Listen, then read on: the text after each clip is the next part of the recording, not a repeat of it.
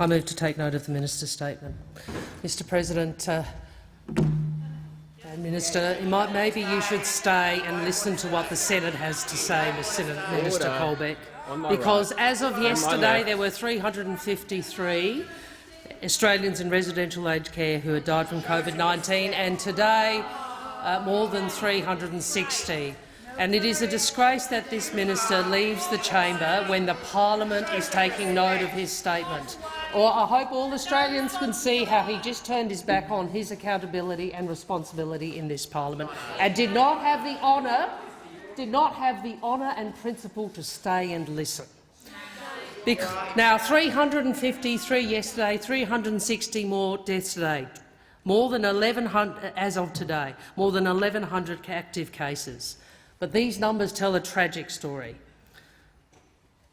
They don't tell the story, and they are not just numbers. Behind each of these is a story of heartache, grief, trauma, experienced by families, children, grandchildren, siblings, the friends of each and every one of these older Australians who have died.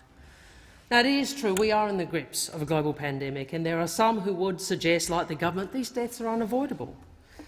But we would be betraying our duty if we blindly accept that argument.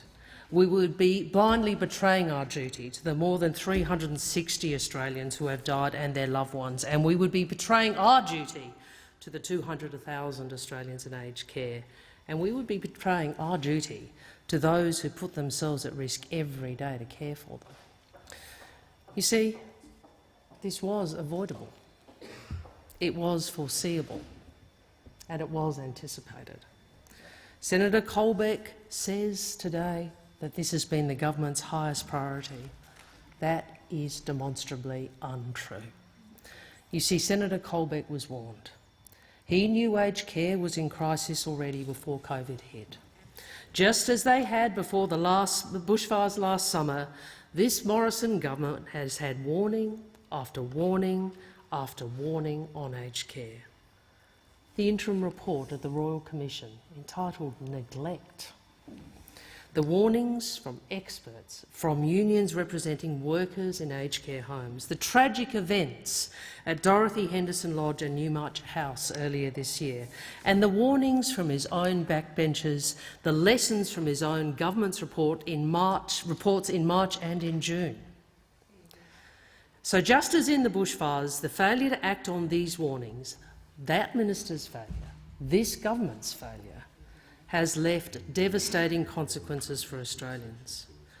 Because instead of acting on these warnings, Senator Colbeck comes into this place and denies the premise of almost every question. He comes into this place and he claims to have done his job by holding a webinar and doing some mail-outs. And worse still, he comes into this place and talks about the Morrison government's performance as a high watermark. A high watermark. And what that demonstrates is how profoundly amoral, how profoundly dishonourable is the heart of this government.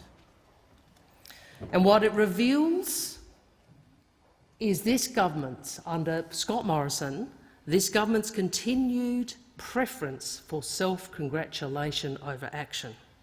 It's the arrogance and hubris that the counsel assisting the Royal Commission spoke of. It is dishonourable and it is unprincipled. This minister abdicates responsibility, and the cost of his failure is borne by hundreds of grieving Australian families who are still trying to come to terms with immeasurable tragedy. But there is one notable action this government has taken in relation to aged care, and that is to defund it. As Treasurer, Mr Morrison cut almost $2 billion from the aged care budget, and the results of that action, the consequences, are being seen today. In fact, it was one of their own, Mr Broadbent, who said it was a disaster waiting to happen. And he went on to say his warnings, too, were ignored completely. And tragically, all the other warnings the Morrison government has received were also ignored completely. The Royal Commission heard this. in the crucial months between the New March House outbreak in April and mid-June, a degree of self-congratulation and even hubris was displayed by the Commonwealth. You see, the government was too busy boasting, too busy making announcements, just as Mr Morrison still is this week, to actually care that their job was not done. To actually care that their job was not done. Mr President, it's obvious they sat on the reports because those reports made clear the consequences of government action or failure to act, and made clear the consequences of the government's actions to cut nearly $2 billion from aged care. And every day before and after his disastrous committee performance, every day this week, Australians have seen the horrifying death toll climb. And that is a consequence of budget cuts, it is a consequence of ignored warnings, and it is a consequence of incompetence by this government and specifically this minister. And all of us have heard harrowing stories of severe neglect.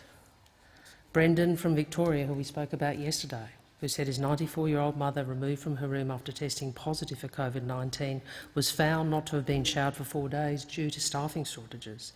Elizabeth, also from Victoria, said hospital doctors found her mother also had a secondary chest infection and a UTI in addition to COVID, and she had been left in soiled nappies for hours on many occasions for the whole day. These are the people we are supposed to be representing in this place today. These are the people who need a voice.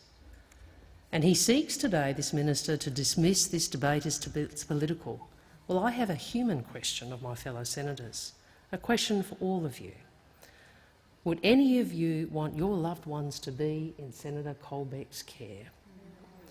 When we look at Senator Colbeck's performance in the Senate, when we look at his performance in the Senate Select Committee, when we look at his performance as a minister, that is the question. Would you trust your parents, your grandparents, your aunts, uncles, brothers, sisters, wives or husbands to Senator Colbeck's care? Well, if not, why would you expect other Australians to trust their loved ones to his care? And why would you accept a Prime Minister forcing Australians to put their elderly loved ones in Senator Colbeck's care? It is that simple. And if you wouldn't want him to be in charge of the care of your loved one, why do you expect others to? You see, we know this Prime Minister, although he is too stubborn to sack Senator Colbeck, he knows he can't fix this mess. We know that because just this week the Prime Minister cut Senator Colbeck out of the emergency response decision-making. I mean, just consider that for a minute. He has so little confidence in Mr Morrison has so little confidence in this minister, he's taken him out of the decision-making process. So I say this to this government.